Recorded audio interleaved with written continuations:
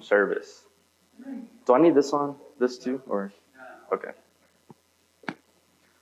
I'm so glad that we got our college crew to come up and share with us. I know I was so encouraged by that to be here.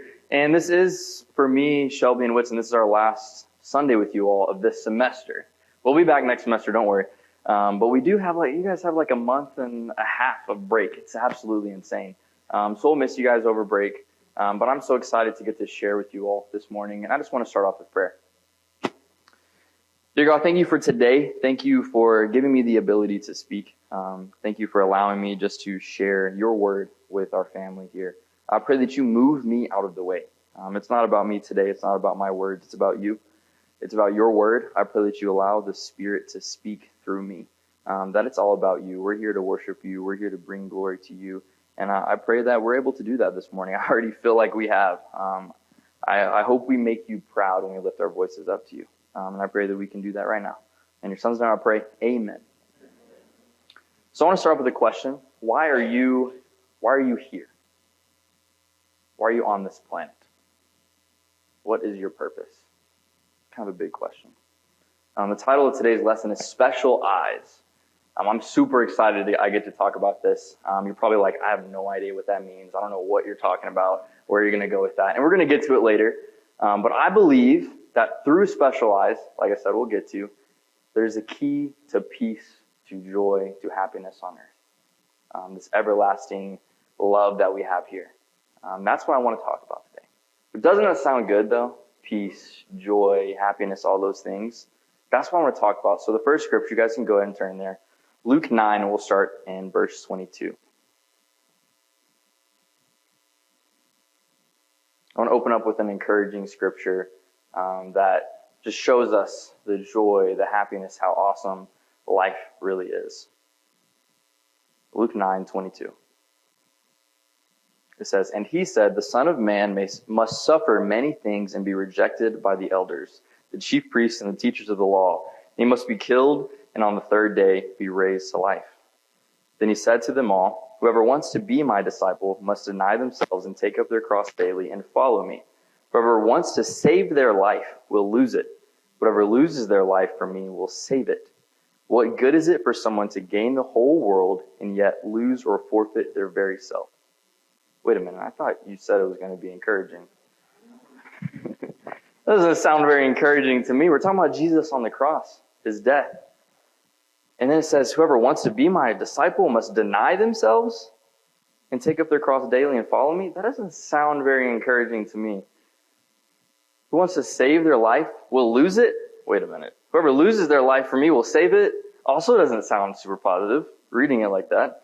What good is it for someone to gain the whole world and yet lose or forfeit their very self? I promise we're going to get to the positive part. This stuff is hard. It's not easy. But Jesus makes it very clear. He sets the standard. Now, this is in Luke 9, so this is actually before Jesus dies. But throughout his ministry, as you read him with his disciples, he talks about how I'm going to die. And a lot of times you read, they don't really understand quite what he's talking about. And here he says, I'm going to suffer these things. I'm going to die. I'm going to be killed, and then I'm going to come back.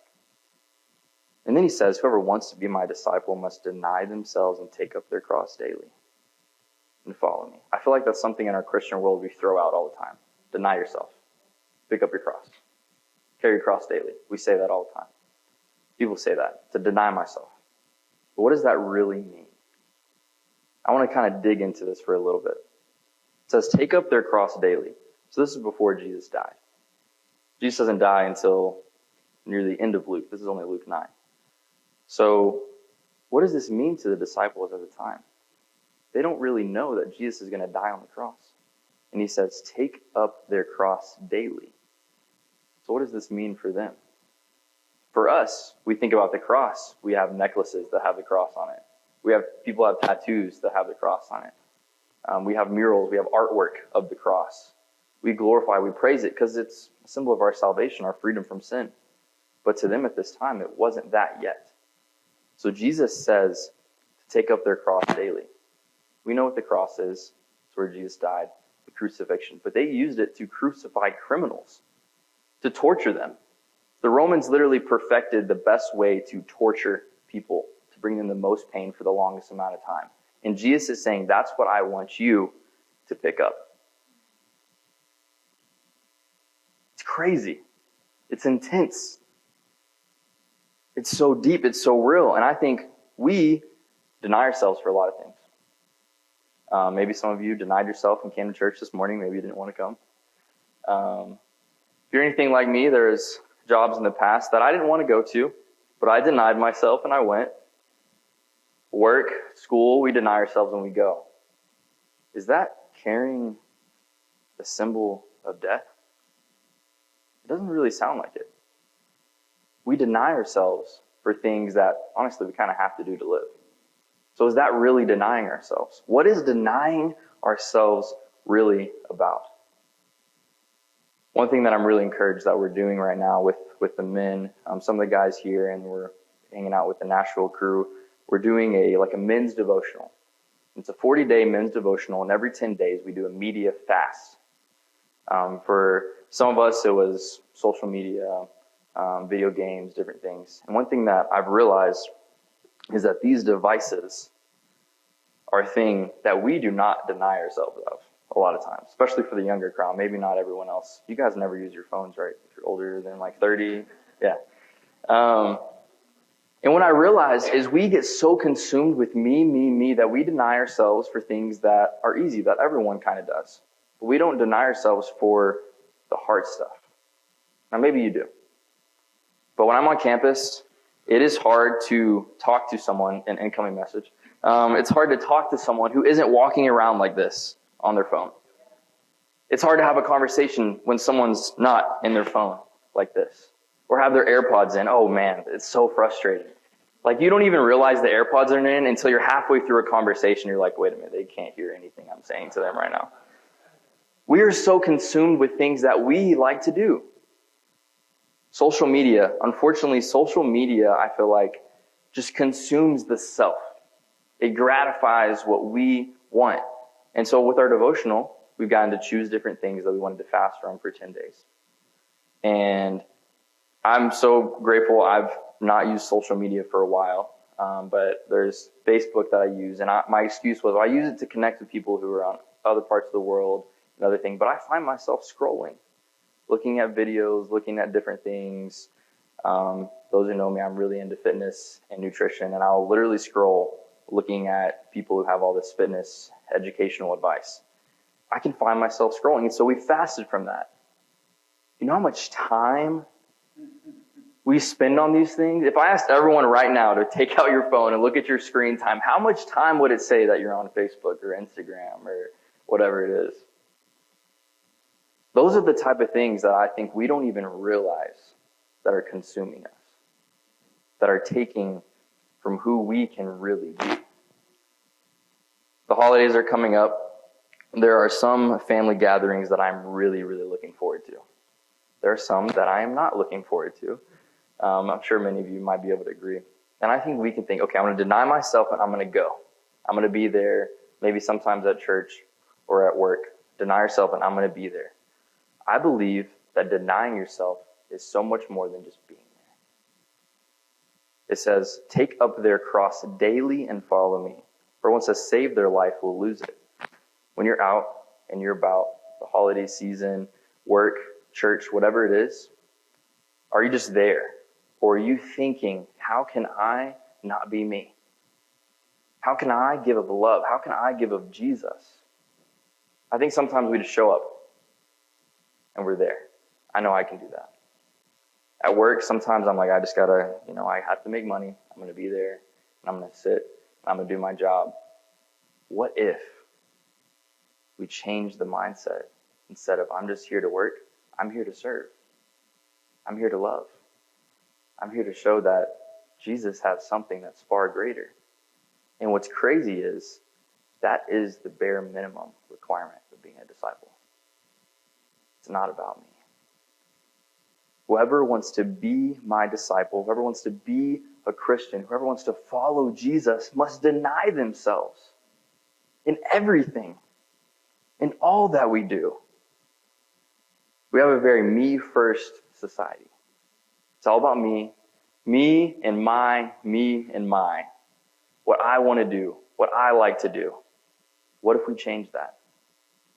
What good is it for someone to gain the whole world and yet lose or forfeit their very self?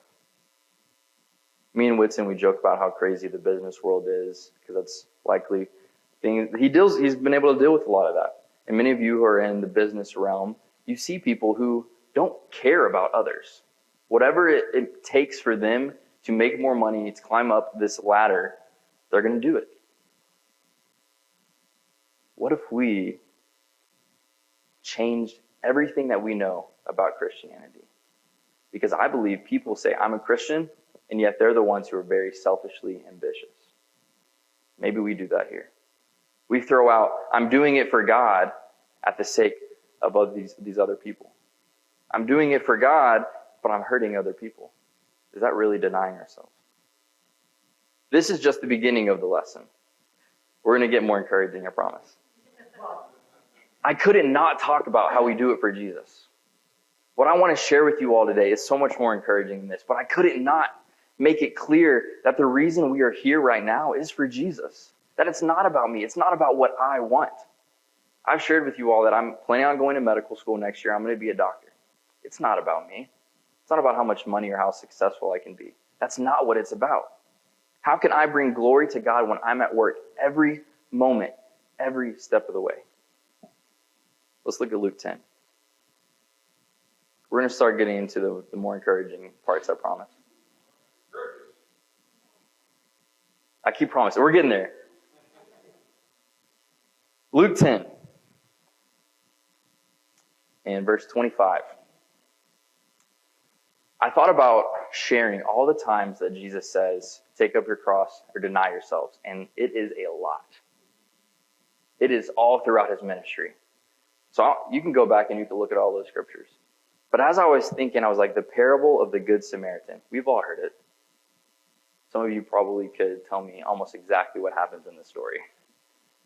I've heard so many lessons about this too.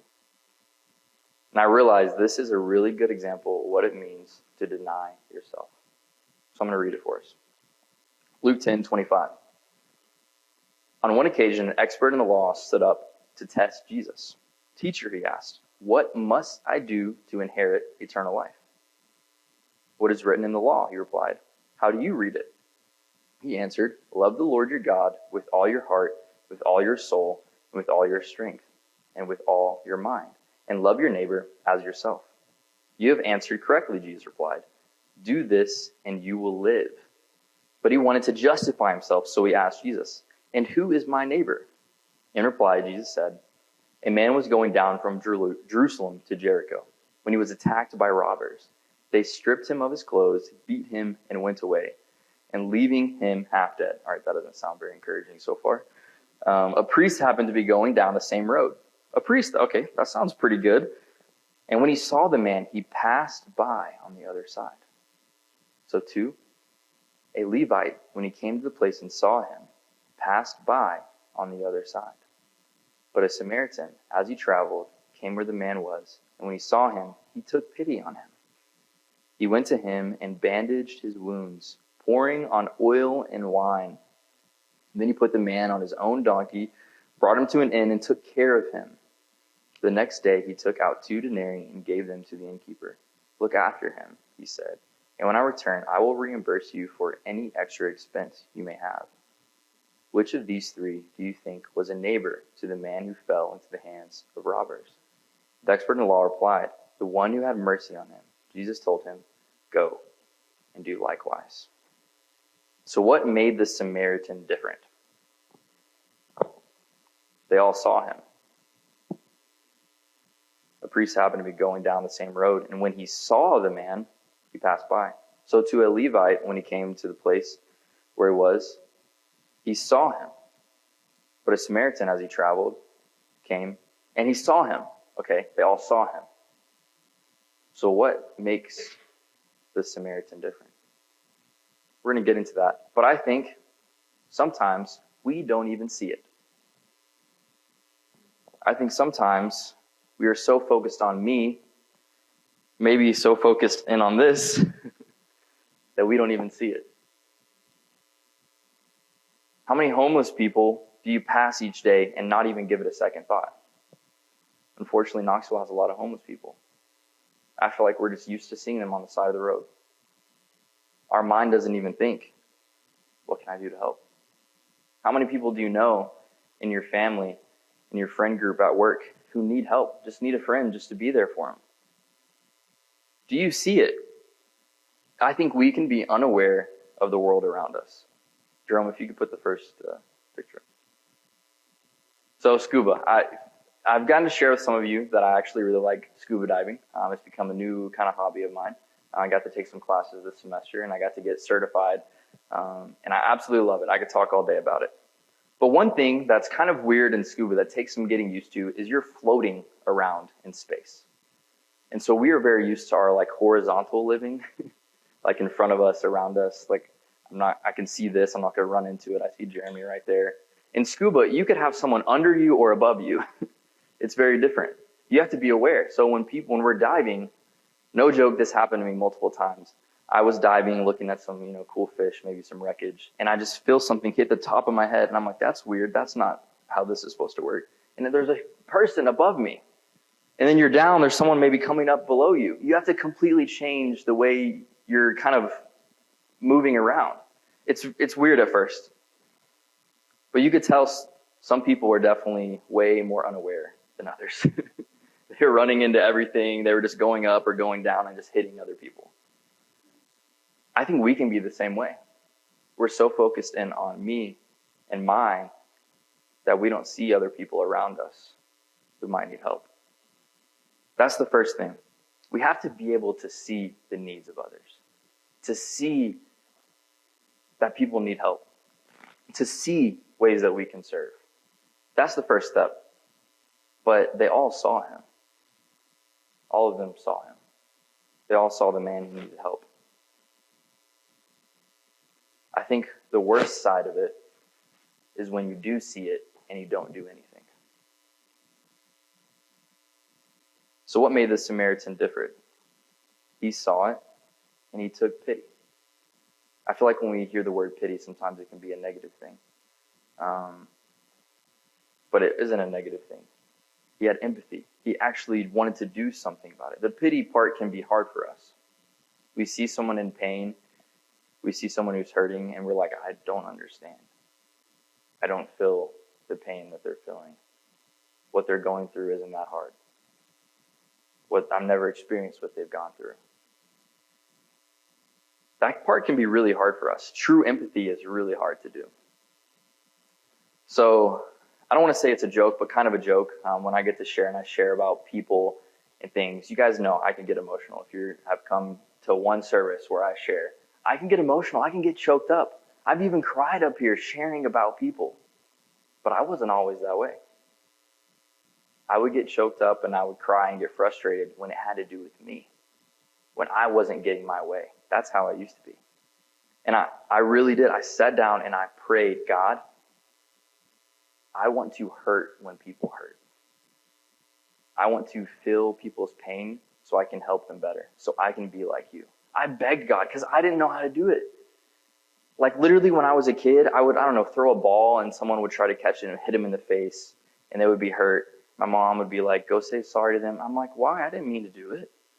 Because you hurt them. And I'm like, but I didn't mean to hurt them. Like I just had no understanding of what anything with being empathy. I couldn't wrap my mind around it, apparently. And that carried on. I would tell people, rub some dirt on it, like get over it.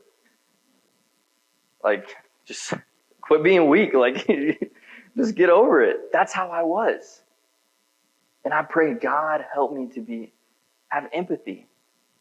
And I truly feel like he answered that prayer. Now, a lot of that, as I've gotten to share with many of you, I got to experience a lot of trauma and death that I hope no one ever gets to experience.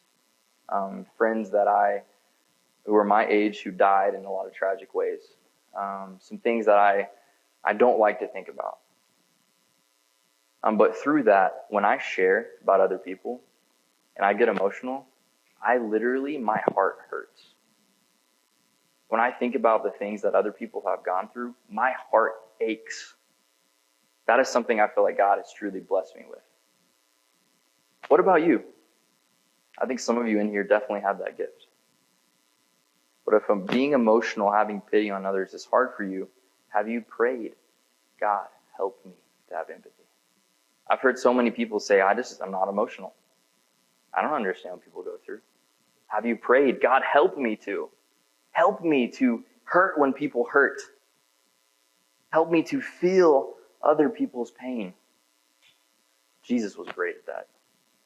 Jesus knew exactly how people felt. Do you ask God, help me to feel that pain? Because I believe if you feel it, you'll know so much more how to help that person. And that's what we see the Samaritan did. He felt the pain, but what did he do? He did something about it. He did something about it. Jerome, you can go to the next picture. So you're probably like, all right, what's going on here? So this is something that's really cool. I'll walk over there in a second, kind of show you some of the equipment. So I'm going to keep the scuba analogy going, so bear with me if you don't like it. I'm sorry. So in scuba, there's literally equipment that is made for helping others. You have I'll just walk over there and show you guys. So you see this yellow piece right here. Call it the octo. Basically, it's a second regulator that all scuba equipment has. That isn't for you. It's for when someone else needs air. All of this equipment is literally designed for a spare source of air for someone who might be out of it. That's its purpose. And so here you see this picture. They're practicing. They're in a pool. They're practicing what it looks like to share your air with someone. So you literally grab the person. They're running out of air, and you're giving them a source of air. This equipment is literally designed to help others.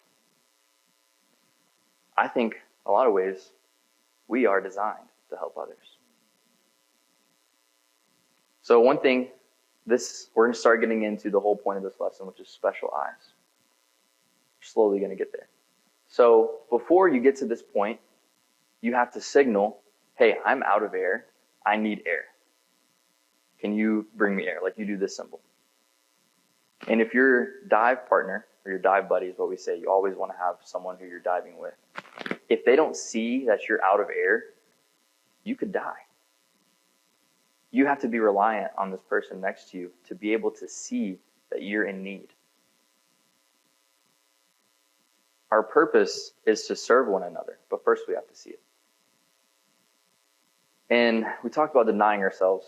In scuba, that's not an option. You have to help someone if they're out of air. So this equipment, like I said, is designed to help one another. So the first step is seeing them. And then you go to them. You go to them and you start acting on helping them.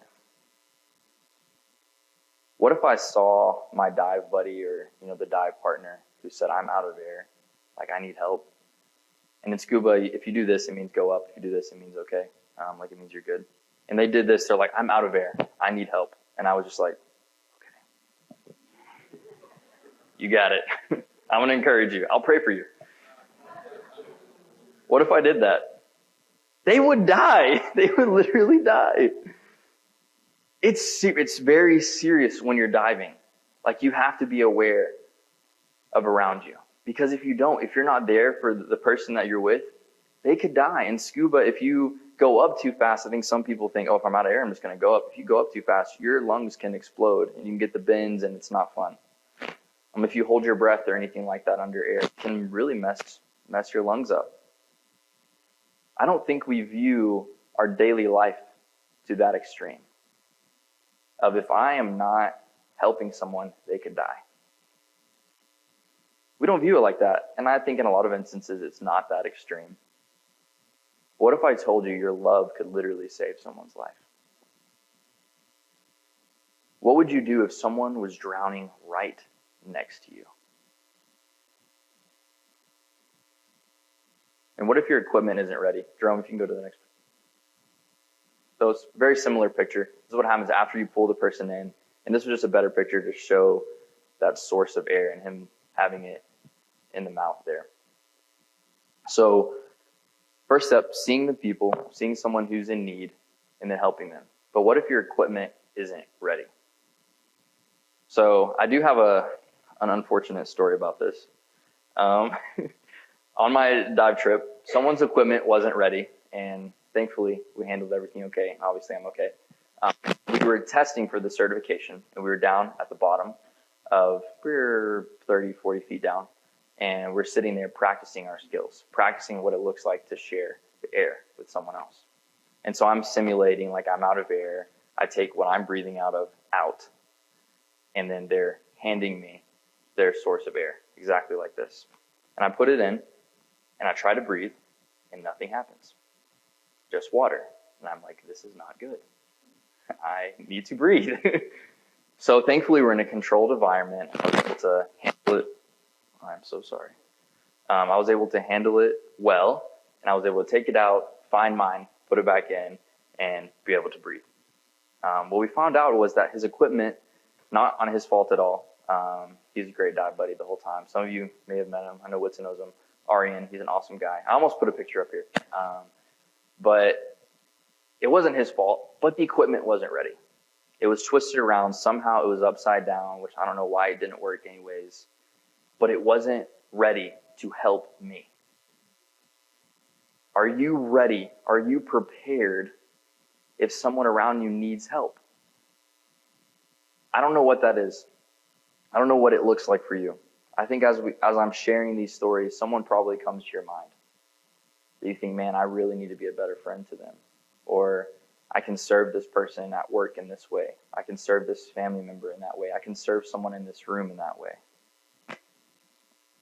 Are you ready to help them? Do you have the quote-unquote equipment to help them?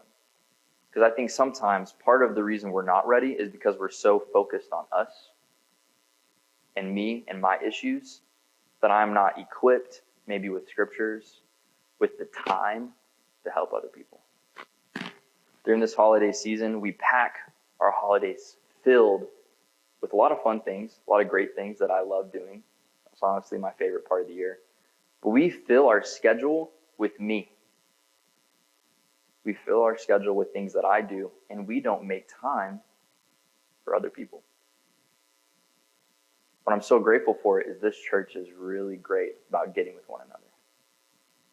I'm so grateful for those who shared. Almost all of them shared about their relationships. And I almost didn't want to share this because I'm like, man, everyone here, I feel like this is a strength of theirs. I feel like they're good at serving. But are we? When it comes down to it, do you do the things that you don't want to do? I think we serve in ways that are easy a lot of times. We serve in ways that are expected or that are seen. Special eyes is something that the Good Samaritan had. He saw, but they all had eyes. They all had eyes. They all saw. So what made the Samaritan different? He did something about it. That is special eyes. Seeing it, being prepared, and then actually doing something about it.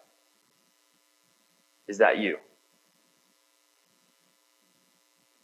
I don't, sometimes, definitely. I almost didn't want to share about the homeless people that we see in Knoxville, but I think it is a very big practical. We see it all the time. What does your heart feel when you see someone like that who's in need? How do you feel when you see that? What does it make you want to do? Justin's out of town. Justin Johnson's out of town. He's in Florida. And a few weeks ago, it was midweek at night, and I get a call, and he says, hey, man, I saw some homeless people under the bridge, and I'm going to go. It was really cold outside. I'm going to go, and I'm going to get them some sleeping bags, some blankets. Just wanted to let you know, so I'm out here just in case anything happens. And I went out there, and I drove by, and I had this lesson kind of in my mind, special eyes, seeing it. And I drove by, and I saw him, and I kept driving. And I was like, man, I got to go back, and I got to see if there's anything that I can do to help. So I literally come back around, and I pull up next to him. I'm like, hey, man, is there anything I can do to help? And he's like, no, we're about wrapping up. And he went, saw that, yes, these people needed help. Went and bought blankets, went and bought sleeping bag, brought it back for them. It's a really cool practical, and it's a really cool story. I'm not saying we can do that for every person that we see on the side of the road. You would probably go bankrupt if you truly did that. If we truly did what the Samaritan did and we brought someone in, sacrificed our time, our money, our expenses for someone like this, it wouldn't be feasible if we did that for everybody. But are you willing to do it for one person? When's the last time you did something like that? The holiday season can be really hard for a lot of people. And I want to challenge you in this season to think about people who may not have a family that they're going to get to go home to. Invite them over. Invite them to join your family. Make new traditions. One thing that I get to do with Shelby every year, I don't know, how many years do you think we've been doing Shop with the Cop? She's been doing it her entire life. I've been doing it for maybe 8 or 9 years. And we go and we get to shop with kids who wouldn't otherwise get a Christmas, and we get to wrap their presents and deliver the presents to them, which is incredible. And as I was thinking about that, I'm like, man, that's not really denying myself, because I love doing that. It's so much fun. I have a lot of fun. I feel great about it. When is the last time you actually denied yourself, sacrificed your plans that you had for someone else? I think a lot of times we use our plans as an excuse. Someone is in need. Maybe someone needs help moving. Someone needs help setting up for church on Sunday. Someone needs help with this, with that. I don't know what it is. Oh, I have plans. I have things I'm already going to do. What if you canceled those plans and served? I'm not saying that's what you need to do every time. There's some plans you can't cancel. But I think we are happy sometimes that we have plans. I know I love it when I have plans and there's something I don't want to do and I already have something planned. I like that excuse. Right? But I don't think that's right. Are you willing to sacrifice like the Samaritan? And what we know about this story, Jesus he knows exactly what he's doing when he's sharing about.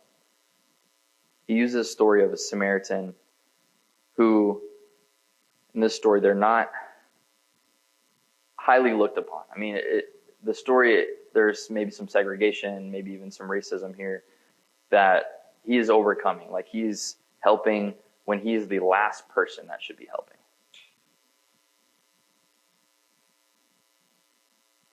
When we go about our day, this can't be about us. It can't be about me. It can't be about what I want to do, even at work. Some of you have the privilege of being retired right now, which is incredible. Amen. What do you do on your day today?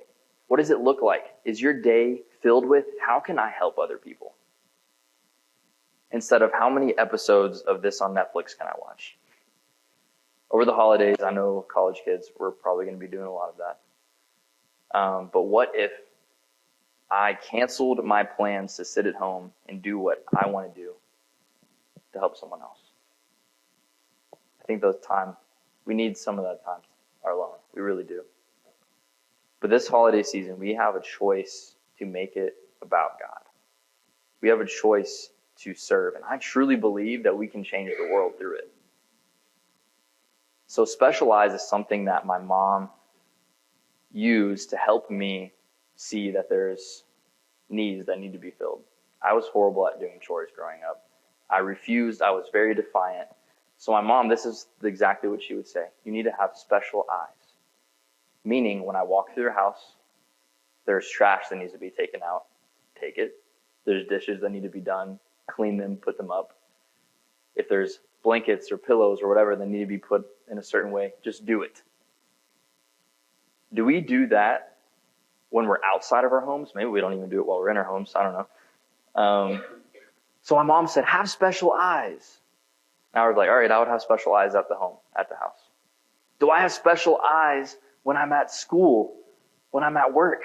How can I help someone? How can I do the chore that I don't want to do? Latrell, I want to put you on the spot a little bit. We got to work together at an apartment complex, and there were chores we all hated to do. There was 900 or so residents. That might be a little bit more than normal. And there's packages from all of these college students that they would ship. College students order so much stuff from Amazon. So much stuff. And we would have to scan them and put their names on it and log it in, put it away, and do this every day. That was a chore no one liked to do. But man, there was times Latrell actually would do this for me before I got to work. He did the chore that no one wanted to do. Maybe there's instances like that in your workplace. I know it's kind of a silly example.